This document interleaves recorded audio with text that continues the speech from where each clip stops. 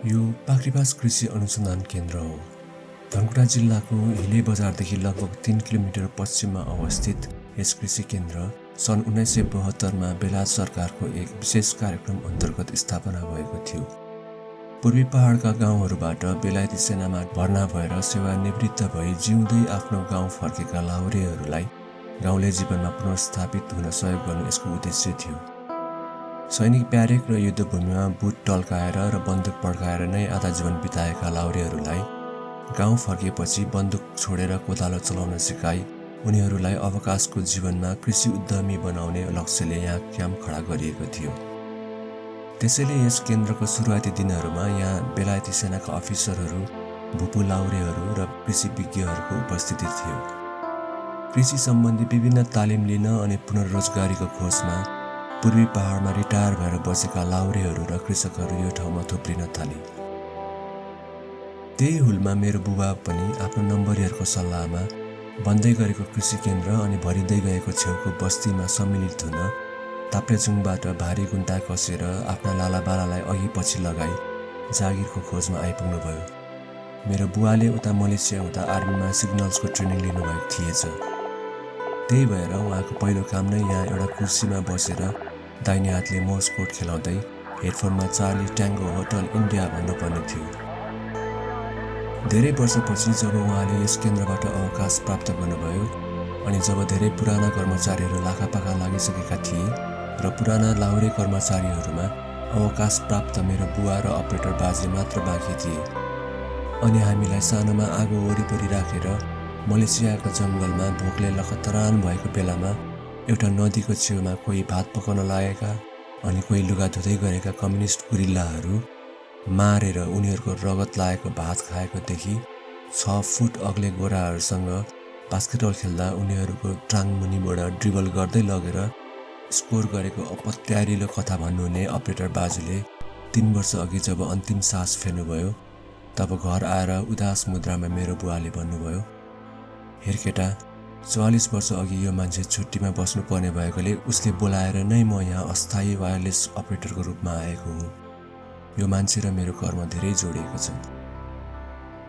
अहिले यो ठाउँमा ती पुराना लाहुरे बुढाहरू कोही छैनन् अनि धेरै वर्ष अघि नै यो ब्रिटिस सैनिक पुनर्स्थापना केन्द्र पूर्वी पहाडी भेगको कृषि क्षेत्रमा अनुसन्धान गर्ने पाख्रिबास कृषि केन्द्रमा परिणत भइसकेको थियो।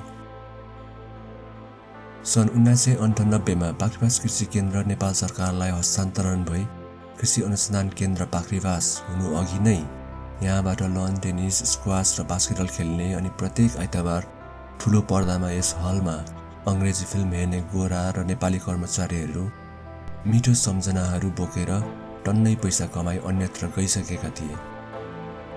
जानु अघि उनीहरूले पाख्रिबास ब्ल्याक भनिने कालो बङ्गुको नयाँ जात उत्पादन गरे, गिरिराज कुखुरालाई पहिलोचोटि नेपाल भित्राए अनि पूर्वी पहाडको कृषि विकासमा उल्लेखनीय योगदान गरे। 26 वर्षसम्म बेलायती प्रशासनमा चलेको यस कृषि केन्द्रमा धेरै अनौठो कुराहरू देखिन्थ्यो। सुरुमा यसको जग्गाको वरिपरि तारबेरा लगाउन अनि ढुङ्गा छापेर बाटो बनाउन भिरमुनिदेखि नागी डाँडासम्म पुग्नुपर्ने मजदुरहरूको लागि काम गर्ने ठाउँमै चिया र पाउरोटी पुर्याइने चलन थिएछ अनि केन्द्रभरिको सर्पहरू जस्तै छरिएको बाटोहरू कहिल्यै फोहोर नहुने, बाटो सफा गर्न भनेर नै दिनदिनै खरेटो लगाउँदै हिँड्ने कामदारहरू पनि थिए। कर्मचारीहरूको तलब धेरै राम्रो भएकोले नै होला यहाँ हाई स्टेक जुवा सबैभन्दा लोकप्रिय खेल थियो।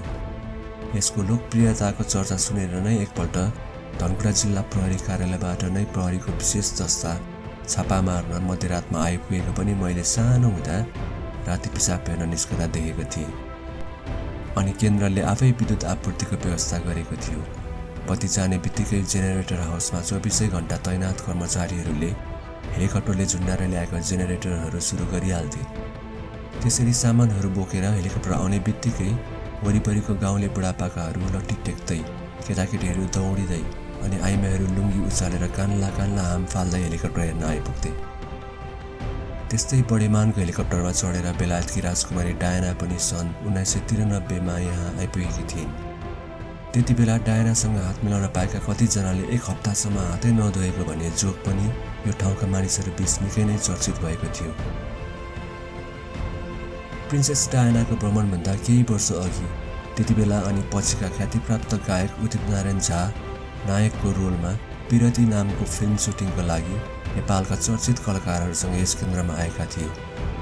अहिले पनि यहाँ नेपालभरिकै विभिन्न कलेज, विद्यालय तथा ठाउँहरूबाट कृषि अनुसन्धानबारे बुझ्न र यहाँको मनोरम सौन्दर्यमा मनोरञ्जन लिन पर्यटकहरूको ओहिरो लागि नै रहेको हुन्छ र लागि नै रहनेछ।